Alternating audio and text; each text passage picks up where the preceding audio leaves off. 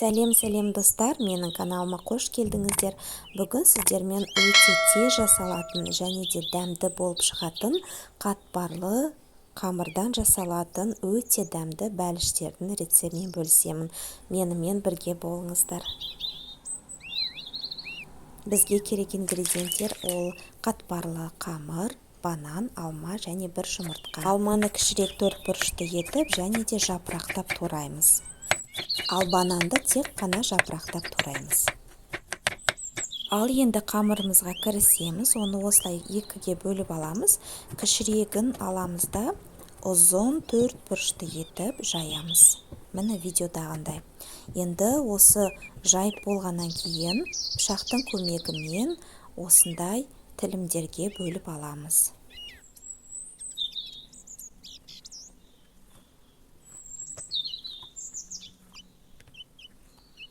Әрбір бөлінген қамырды осылай ораймыз. Орап болғаннан кейін улитка тәрізді етіп корзина жасаймыз. Тура видеодағындай.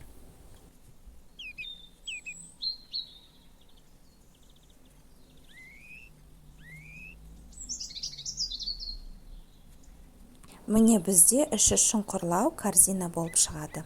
Әрбір қамырымызды осылай жасап аламыз.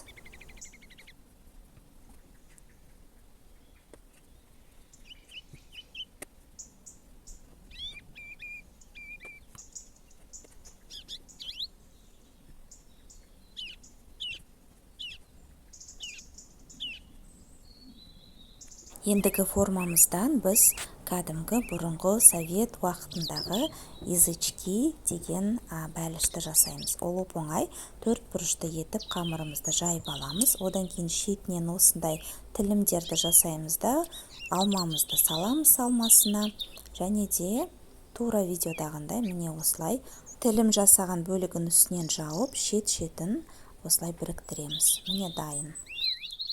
Ендігі бәлішімізден осындай өте әдемі гүл тәрізді етіп жасаймыз.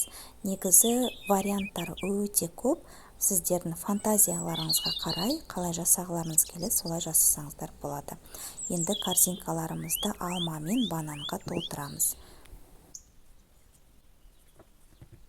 Келесі бәлішімізден манты тәрізді етіп жасаймыз. Осылай төртбұрышты етіп жайып аламыз. Ортасына салмамызды саламыз. Негізі салмасына әр түрлі жеміс-жидектер салсаңыздар болады. Бірақ менің өзіме ұнайтыны ол банан мен алма. Өйткені ерекше өте дәмді болып шығады. Және де қолда бар зат. Әрдайым оны магазиннен барып сатып алуға болады. Ендігі түрі міне гүлдің тағы да бір түрі.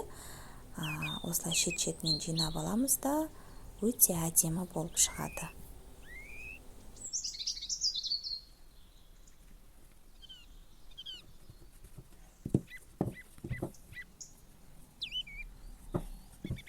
Ендігі түрін кішкентай бөлікті ұзынша етіп төртбұрышты етіп жайып аламыз. Бұдан рогалик тәрізді бәліш жасаймыз. Міне шет-шетін осылай тілейміз, одан кейін салмасын жасап, ораймыз, және де міне рогалик сияқты болып шықты.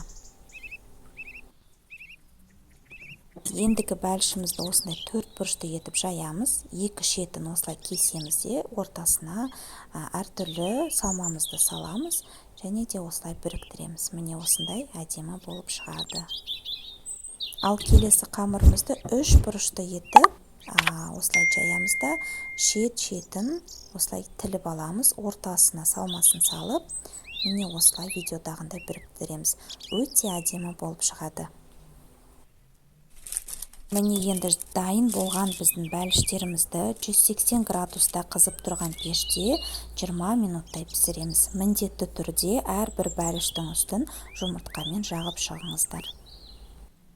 Міне бәліштеріміз осылай әп-әдемі болып қызарып піседі.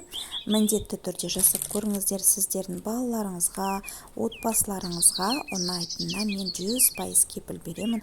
Өте қытырлақ, өте дәмді болады, және де жасаған формалары да өте әдемі болып шығады. өте тез жасалады және де өте дәмді болатын осындай бәліштер, және де үстінен сахарный пудрамен сеуіп жесеңіздер болады.